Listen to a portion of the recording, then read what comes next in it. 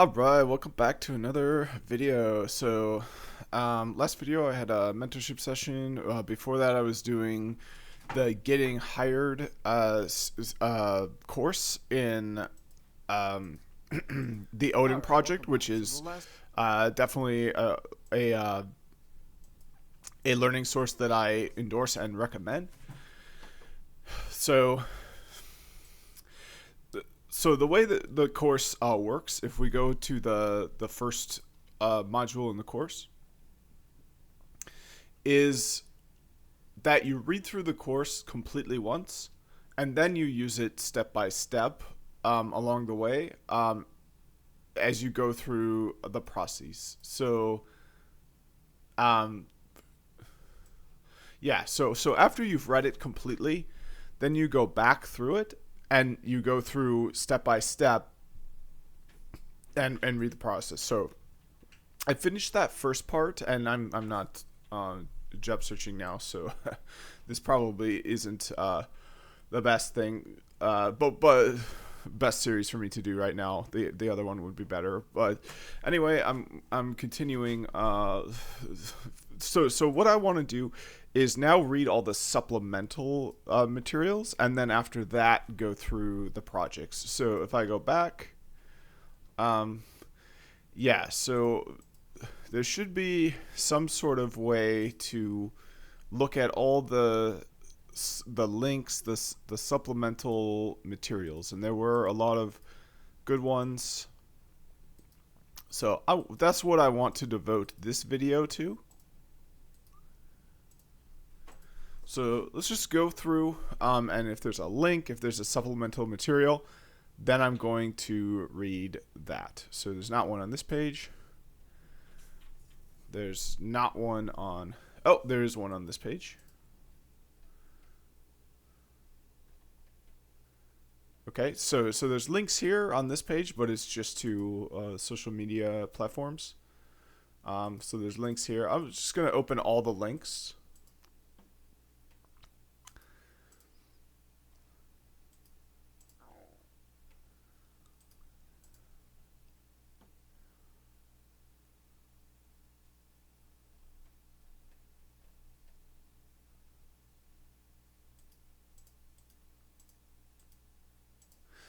All right, so I've got all the resources open from this. So they're open here. I'll go left to right.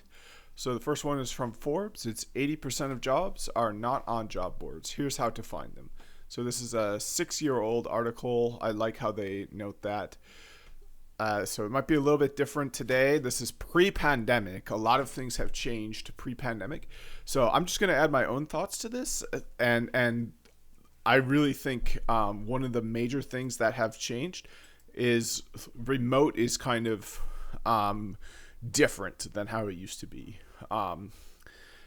We're only 4 years out from the pandemic, so like there's this push and pull of remote where way more people started working remote than had ever been before. But remember, before the pandemic, there were plenty of people working remote, lots of people, digital nomads. That was all an established thing for decades before the pandemic. And then what happened during the pandemic is people started working remote that had never worked remote before and never gotten a chance to try it. And then what happened is a lot of these arrangements were temporary due to the pandemic. So offices started calling employees back. So that creates kind of a situation where offices want to go back to how they've always been doing everything, but employees have had this taste of another life, another way to work, and they're like, wait a minute, this is good. I like this. So that's kind of the perspective I'll be speaking from when I give my own thoughts about this. I am one of those employees that got to work remote for the first time in my life, and it was like, oh my God, I can live the life of my dreams now. All right, so the following letter is authored by Evan Guzman. Evan is a nationally syndicated leader with over 2 decades of experience. Okay, well, let's skip that. Dear transitioning service members and military spouses. So this looks like a letter written to vets. First, is it important for you to know how much I appreciate your service to our country? I'd like to express my gratitude by sharing my personal thoughts and information to better equip you during your career transition and job search. Oh, and don't forget about the hyperlinks provided. So I could, for years just go from hyperlink to hyperlink to hyperlink. So I'm setting a rule right here. No further links from Odin. If there's a link in Odin, I will look at the link. But if through that link I see other links, I'm just shutting it down. I'm not looking at those other links. And I also have another... I have veto power. If I'm reading halfway through this, I'm like, this is all clickbait. It has nothing to do with the title. I can stop reading it. And that's an important thing I think people need to see. I could talk about this for hours. There's a lot of modern skills on the internet that young people have that older people don't have. One of them is clickbait. I think a lot of people don't know what clickbait is. So clickbait is like, I'm going to tell you one thing that will radically revolutionize your life. So you click on it and it's buy my green peas, or it's like not even related to the article at all. It's just like, oh, here's the top 10 basketball teams. It's like it literally served only to get you to click on that. And then after that, there's like no content. There's just copy pasted content that's just kind of filler content from anywhere that doesn't have anything to do with the title. Or there's a scam, like, okay, a big compelling story with all sorts of anecdotes that sweep you off your feet and make you want to join the charismatic leader. And before you know it, you've spent $1,600 and have another payment of $300 coming soon. And, for saying that people should be careful with their money, you get kicked out of a private Discord. I'll start by saying that your transition is going to be a different kind of challenge. The type of challenge that will require a reliable and effective resource. People.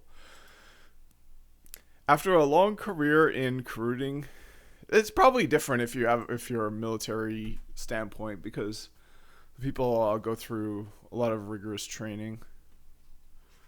But I kind of laugh at that as somebody who doesn't have any military experience. After a long career in recruiting and hiring veterans, I've heard it all. I'm not sure what I want to do. I don't know anyone outside of the military. I applied to hundreds of jobs. I attended a dozen hiring and networking events, or I never heard back about that job. It no longer has to be this way. What if I told you that there is a digital platform that is specifically designed to accelerate your career transition success? Would that grab your attention? It should, because your transition is not going to be easy and it will require some reinforcements. Around 80% of jobs are not posted online. This is referred to as the hidden jobs market. And I'm violating my rule, but I feel like there's a better, more, well, when I say better, I feel like there's a broader and more general. This looks like it's specifically geared towards people transitioning out of military service, but I don't know, it probably applies broadly, so I'll continue reading it. Those who find jobs in this hidden market are individuals who effectively network with other people. The other 20% of jobs that are posted online will be a maze of confusion and fierce competition with multitudes of candidates already ahead of you. I found that even setting up early job alerts does not improve your chances. However, mentoring and networking will.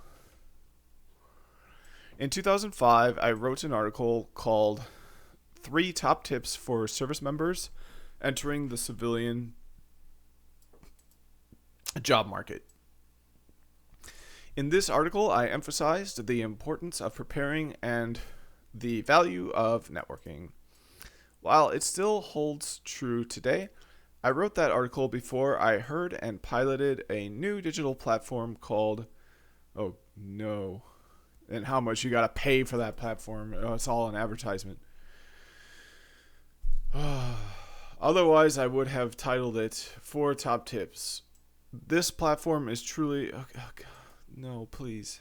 Oh, all right. Let's find a better article, because this is all just an advertisement for this person's paid platform. So here, this is what I really like to do. So, and I've been parroting this claim like a parakeet before I did this. So, shame on me. But let's see here. So, evaluate this claim. And let's see what the exact claim was in the original material here. So this came from the professional networking, and the claim is 80% of jobs are not posted online. So let's see here. So we're going to go to ChatGPT. This is my favorite way to use ChatGPT. So ChatGPT doesn't get everything right. It hallucinates. But I find more than often, if it gets something wrong, if it's really hallucinating, then it's like really, really wrong. And it's pretty easy to detect that. I use ChatGPT version 4, the paid version. So that version is quite a bit better than the free version 3. And not only that, I find when it does give you things that are wrong, it's typically something, you would hear, you would receive that wrong information anyway. So like, you get a chance to see what that wrong answer is. And then from there, you can go and find the right answer.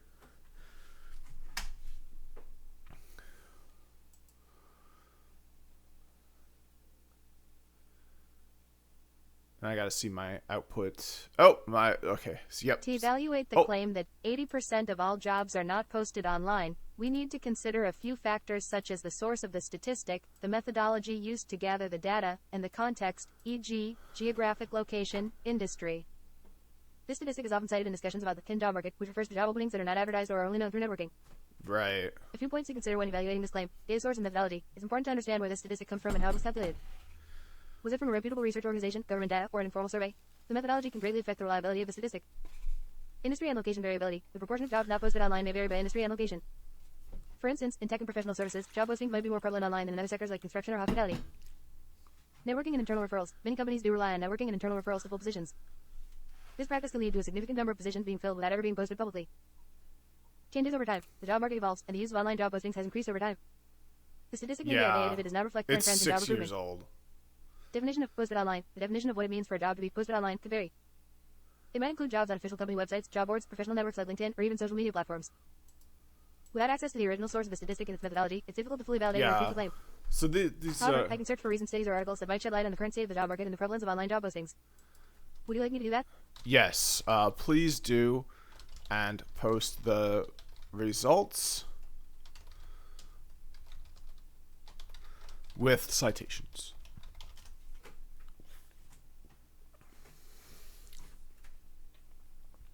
Come on, ChatGPT.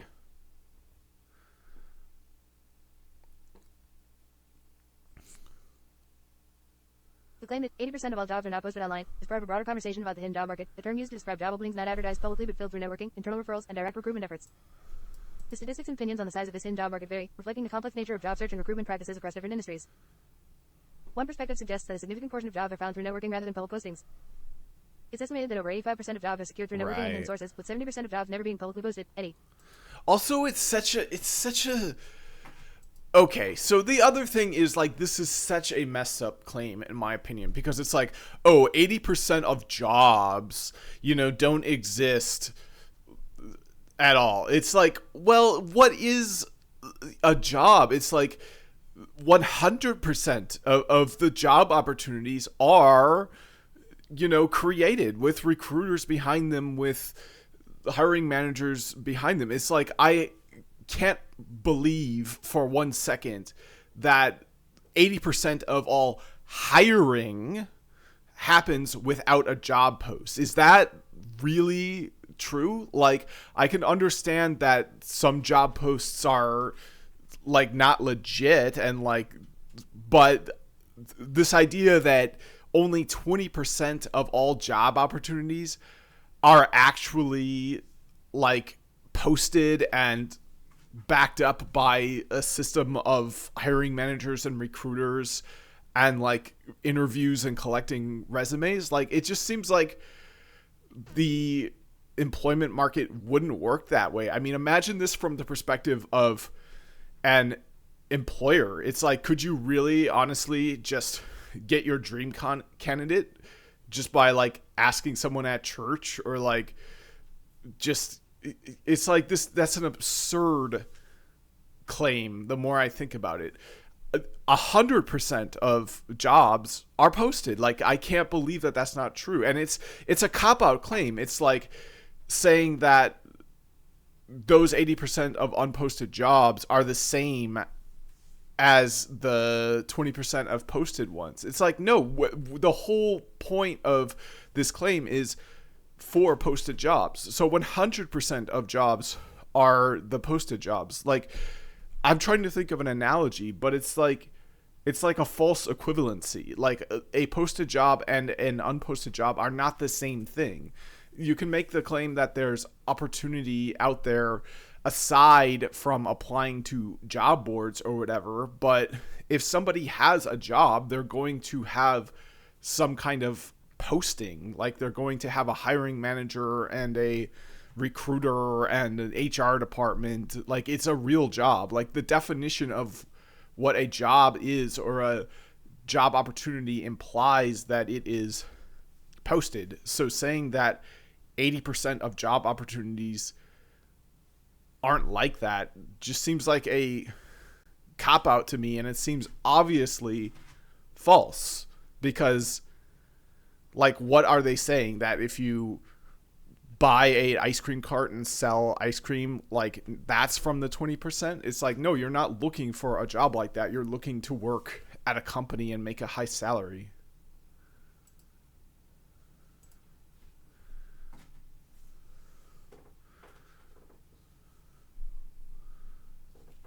The Yeah. skepticism about 80% of jobs are not posted online claim raises valid points about the complexities of the job market and the nature of job opportunities. It's important to clarify what this claim, and others like it, actually suggest and how the job market operates in practice. Misinterpretation of the claim. The often cited statistic that a large portion of jobs aren't posted online doesn't mean these jobs don't go through a formal recruitment process. Instead, it highlights the significance of networking, internal referrals, and direct recruitment in filling positions before they become public, if they ever do. Understanding the hidden job market. The term hidden job market refers to job openings that are filled through means. So I've figured it out. I figured out that the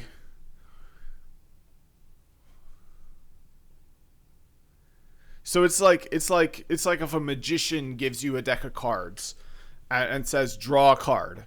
So let me try to say this. So I figured it out what bothers me so much about this claim. So I figured it out what bothers me so much about this claim. It's like if a magician gives you a deck of 52 cards and says, now from this deck draw one card, and you drew the card, and then 100 people are asked the same thing, or like 1,000 people are asked the same thing, and like, oh, shoot, it's crumbling. But the idea is that this claim that 80% of, what was the claim exactly? It was 80% of all jobs are not posted online. Oh, you know what? That's probably a valid claim. Yeah, because, okay, so I misinterpreted the claim, honestly. Like, I thought the claim was 80% of all jobs are not posted, which is, in my mind, a absurd claim that is obviously not true. But the actual claim, 80% of jobs are not posted online, I would say, especially 6 years ago in the year 2016, is fairly easy to believe. Nowadays, I would say it's probably not the case. If you go to the local store, they probably do have like a website of some kind with a job posting on it. So I would say that number is a lot lower nowadays, but the spirit of the claim is still probably largely true.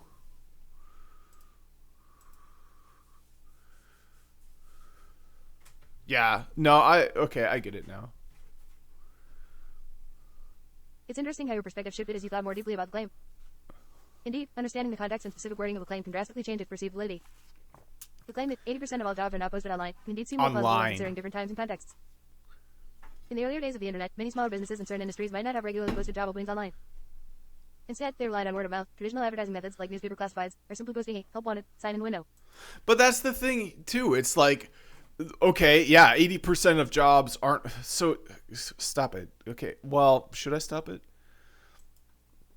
I'll just let it speak out. But the other thing I have to say is, so that's the thing as well, is like, okay, well, what are you looking for? Like, this claim was given in the context of a educational resource for becoming a software developer. So what does it matter that 80% of jobs aren't posted online? The goal of what you're trying to do is to work online as a software developer. And for some people, the goal is to work entirely online, location independent. So what does it matter that 80% of jobs aren't posted online?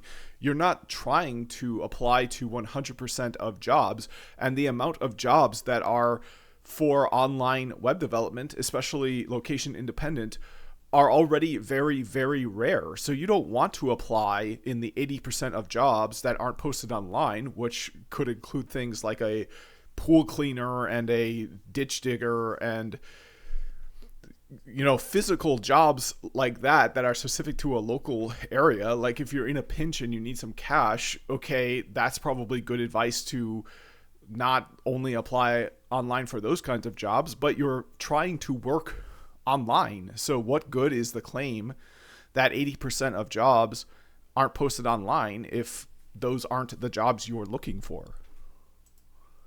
Like, that's good that they're not posted online, because then you don't see them and get your time wasted.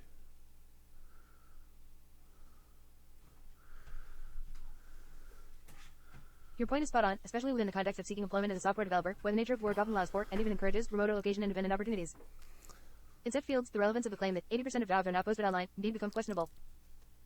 For roles in tech, especially those emphasizing web development or software engineering, companies tend to rely heavily on online platforms to find talent. This reliance is due to several factors. Global talent pool. Tech companies often seek the best talent, regardless of geographical location. Also, it's online. This is what we're trying to do. I don't care if people that are doing car repairs don't post their job online. I'm not trying to work as a car repairman.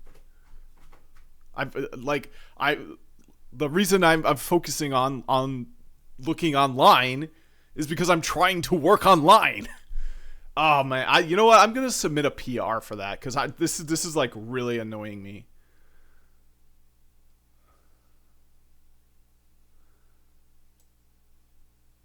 Yeah, but okay.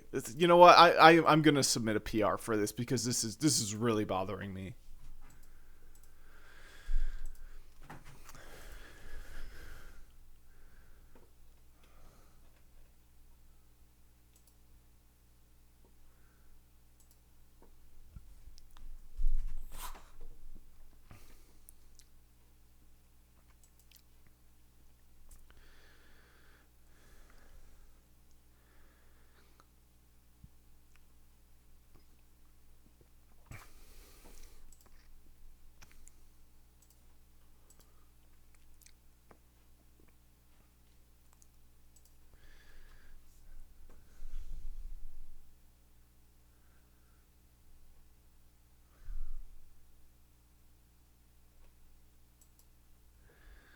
All right, I'm probably going to get kicked out of this Discord for asking a genuine question, but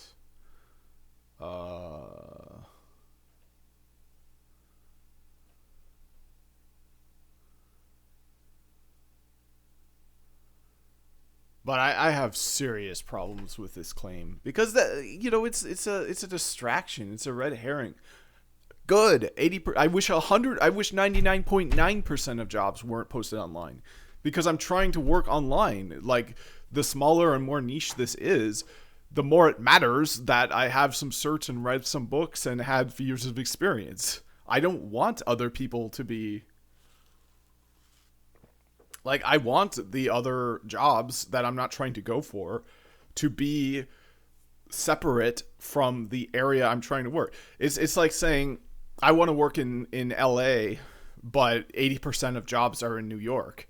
It's like, well, then there's probably more opportunities in LA, you know? It's like, I mean, that's not entirely, well, there's less competition, you know? It's like, that's probably not true, but that, you know, but, yeah, so let's, hear this. Oops, and I accidentally hit regenerate instead of, playback, so now it's going to regenerate, but it will play it out loud. You've touched on a critical aspect of job searching, especially within specialized fields like software development, where remote work is often a goal. The context in which job market statistics are presented is incredibly important, as it can influence how job seekers approach their search strategies.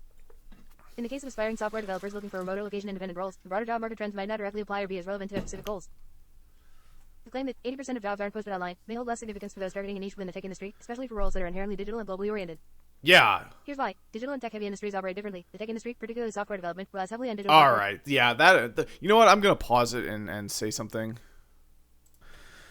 All right, I'm back. So this is really good that this came up, because let this be a lesson to everyone in my audience. Always be kind of questioning claims. Like, distill something down to a claim.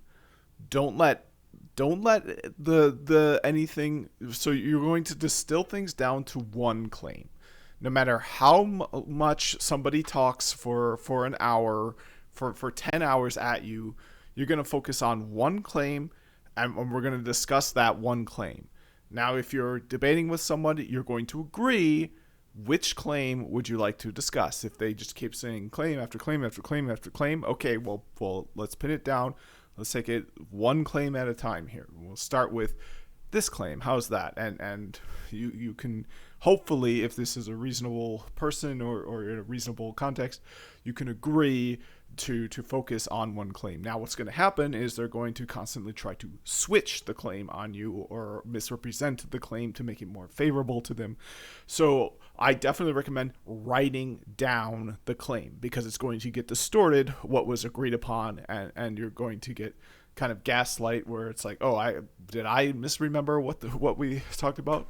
So write down the claim and focus on that one claim. So ChatGPT makes it really easy, because all you need to do is use this prompt here, evaluate this claim blank. And you can have that sort of conversation. But when it's with an actual person, it's going to be a lot harder than that, because a lot of the times you can't write it down. So there's always going to be kind of a argument on what this claim even was. If they can't back it up and it really was just a lie or like made up, they're going to switch the claim and try to convince you that they're discussing a different claim. So you have to write it down and keep track of it and just say, here's the claim that we were discussing, and you know, but that's in a debate context. So I just gotta say, you know, let this be a lesson to my audience. It's certainly a lesson to me. Just because you read something online doesn't mean it's true. And let's say it together now. Just because you read something online doesn't mean it's true. Even if it's in the context of a resource that, you know, I would still recommend this resource, honestly. Even if it's in a reputable resource, even if it's in a textbook or in a university course, and repeat this claim after me too. Just because it's not online doesn't mean it's true. So we're going to say two claims. First one is, just because it's online doesn't mean it's true. And the second one is, just because it's not online doesn't mean it's true. You have to really be vigilant like that. It takes effort. This whole video was completely derailed. We're now half an hour in, and I read the first link on it, so it is the truth is a very slippery thing. It's easy it does not want to be known, or sometimes it's just so boring. It's like, well, the truth just isn't any fun. But the truth is not that 80% of jobs aren't posted online. The truth is that not all jobs are posted online. And it might be in your advantage to incorporate a strategy that includes that percentage of jobs that aren't. However, depending on what your goals are, it might not. That's the truth. All right. And honestly, I can think of a scenario like this. You're trying to work as a web developer, and the company is such a disaster that they don't even have a web page up. So they hire you, you call them or send them an email, and now you get their website up, and now they can start posting the jobs. So, imagine a scenario like that. But I would say that's not going to be a common scenario. I would say that even if 80% of jobs aren't posted online, most of those 80% of jobs are not the jobs you want. Like, that's good. You're only seeing 20% of like you want to go after that 20%, because the 80% are either, as I said, an environment so completely out of control that it's going to be a very hard job, or just not relevant to wanting to work online. Okay, well, 80% of jobs are outside of the United States and require a visa in that country. Are you going to work there if you're in the United States? Oh, that's the perfect one too. Okay, no, now I completely came up with the perfect analogy. So the perfect analogy, why I think this claim 80% of jobs are not posted online is such a lethal and problematic claim to say to job searchers, is an equivalent statement could be 80% of jobs are not posted in the USA. That claim just completely does not matter to a job searcher, because whether or not you can work the job depends on what country you're in. So if you're in the United States, then you don't want to see those other 80% of jobs that you can't work at because you don't have the right visas for. If there are some from that pool of that job where you either don't need a visa or you can easily get the correct paperwork to work the job, then yeah, you want to see some from that 80% of pool. But I guarantee you not all 80% of those jobs work that way. A lot of them require physical presence in that other country, at least for tax purposes and bookkeeping purposes. So I think that's the perfect analogy for why this claim is so problematic to me, is because you could say, yeah, 80% of jobs aren't posted online, and you may or may not be right. But the idea of the claim being it's worth your while to look at these other 80% of the jobs is completely false. You need to be focusing on that 20% of jobs if you're trying to work online, because that's the jurisdiction of your work. So similarly, you could say 80% of jobs are not posted in the USA. Well, that's a completely silly, irrelevant claim, because this superset of jobs do not all apply equally to the person seeking them.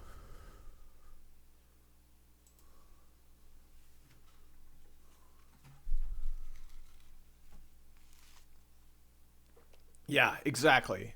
Your analogy really hits home the critical point about the relevance and applicability of job market statistics to individual job seekers. Exactly. By comparing the statement 80% of jobs are not posted online to 80% of jobs are not posted in the USA, you're highlighting the importance of context and the specific circumstances of job seekers. Right. This perspective underscores that a broad statistic might not be practically useful or relevant for everyone, especially for those seeking Right. jobs with criteria such as remote work opportunities or positions within certain geographic locations. Exactly.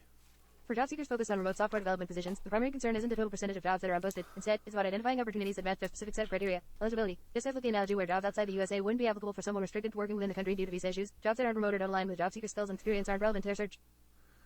Right. Targeted search, focusing on the 20% of jobs that are posted online, and more specifically, those that offer remote opportunities in software development, can be a more efficient and effective strategy for job seekers in this field. Utilizing available resources for remote work, especially in tech, leveraging online job boards, LinkedIn, and industry-specific platforms can yield more relevant opportunities than attempting to tap into the so-called hidden job market, which may include a vast array of positions that don't meet the job seekers' criteria for location independence or field of expertise. Yes. Your analogy is powerful in that it encourages job seekers to question the relevance of broad job market claims to their individual job search strategies. I'm dancing. It suggests that while understanding the overall job market landscape can provide useful context, the focus should be on strategies and resources that align with one's specific job search goals. For remote software developers, this means concentrating on platforms and networks where their desired opportunities are most likely to be posted, and utilizing the skills and connections in the digital space to uncover these Oh opportunities. my God. This tailored approach recognizes the diverse nature of the job market and the unique objectives of each job seeker, Thank advocating for a you. strategic focus on opportunities that are both accessible and aligned with their professional aspirations. Exactly. Exactly. I'm so happy to hear this. Perfect. So I'm going to make a YouTube video and I want to write out a description for why I'm so upset by this claim. So can you help me write that description and just make some key simple bullet points that shows why this claim is so problematically? So like specifically, can you point out this home run argument, this really perfect counter argument where like, okay, well, 80% of jobs aren't posted online is the same sort of claim as 80% of jobs aren't posted in the USA and 80% of jobs aren't written in English. The superset of 100% of these jobs are not equally applicable to the person looking for them. So whether or not the claim is true is irrelevant because the subset of jobs that you are searching for are the only jobs that are relevant. So there's no use in wasting time in such a large pool of jobs when those jobs are less likely to be applicable to the job searcher.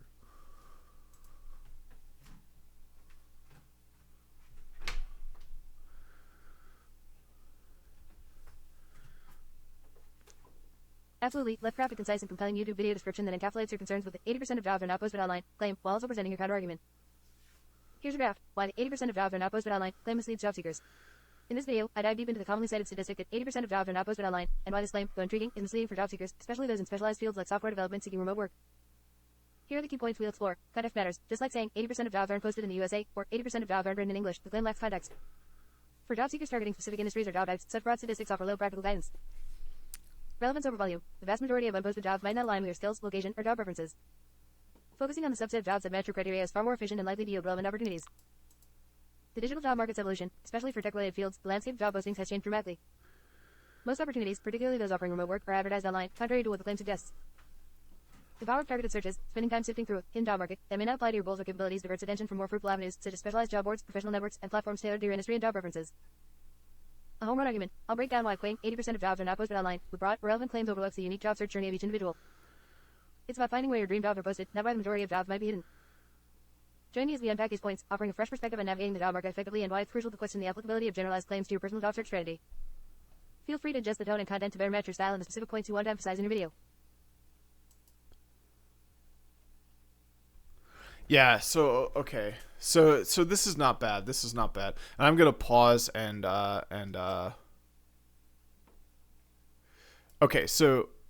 Okay, so that looks pretty good. Now rewrite this as like a Discord direct message to somebody.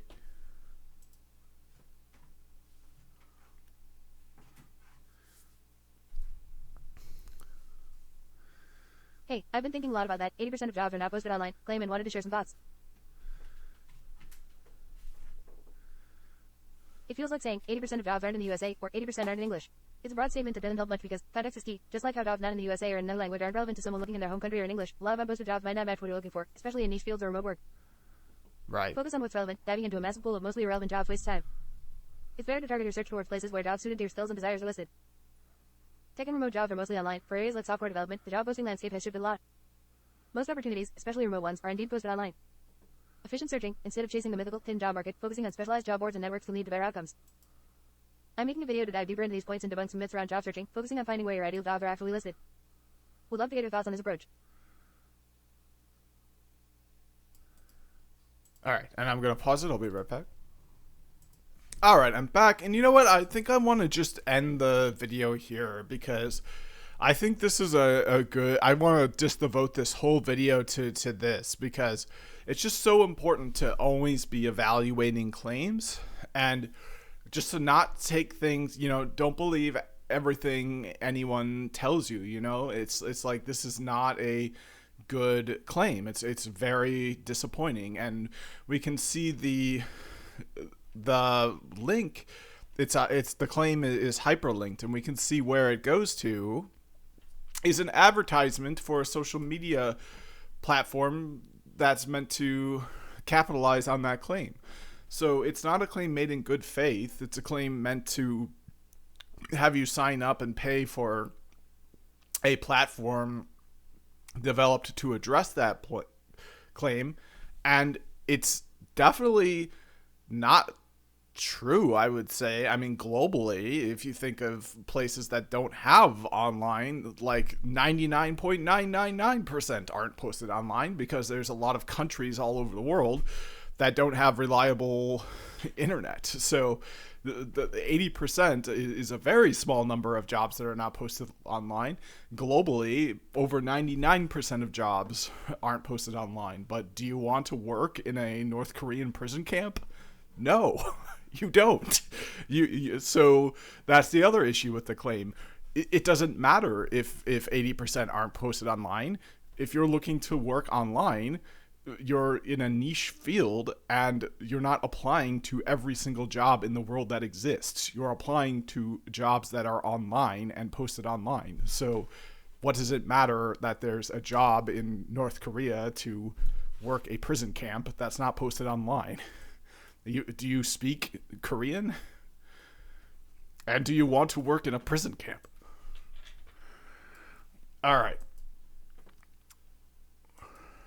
So, and there is, I will, giving it charitability.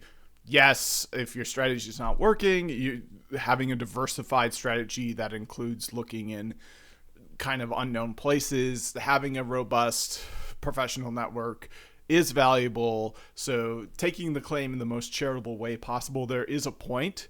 But I think the claim is very misleading and damaging to someone searching because the point of the claim is that the majority of your efforts should be placed on the offline hidden job market jobs.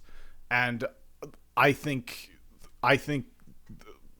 that's not true. I think the minority of your efforts should be placed there, and you should be, developing a good resume, applying online, looking for postings of companies you like, and yeah, you should be connecting and building your connections, and you might get something off of that hidden jobs market. But the way you get into that hidden jobs market is by making connections with the people you interact with through the explicit job market that's out there online, not by magically bumping into this secret underground cabal of people hiring software developers. So very misleading claim, very harmful claim.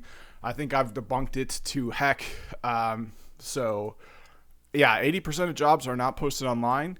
I would say that claim is false because 99.99999% of jobs all around the world are not posted online. And in fact, in many countries around the world, there's not reliable online access, including the United States. In many rural areas of the United States, there's limited to no online access. So yeah, there's a job out there. You want to work, some construction project out in the middle of the Ozark forest, and like it's probably not going to be online.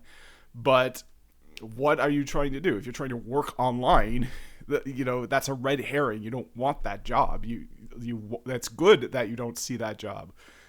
So that's the first problem with that claim, is that it's false, because far more than 80% aren't posted online. But the spirit of the claim is false too, that it's worth your effort to contribute 80% of your efforts to those 80% of jobs that aren't online. Absolutely not. That is totally false. Just as you wouldn't factor just as you wouldn't alter your jobs, you wouldn't change your job searching strategy knowing that 80% of jobs aren't posted in the USA, that 80% of jobs aren't posted in English.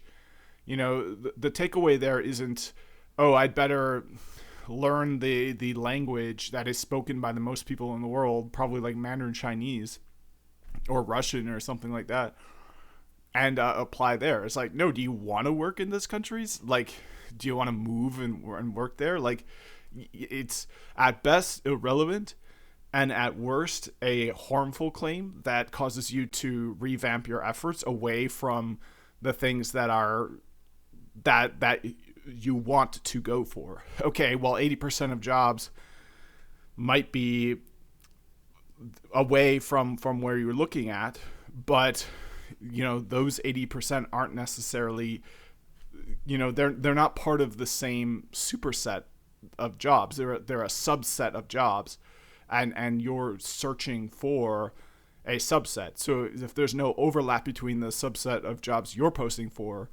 and that other subset of jobs, advice telling you to search for jobs in a worse subset, even though it's bigger, is absolute garbage, horrible advice that I completely debunked completely in this video. So you're welcome.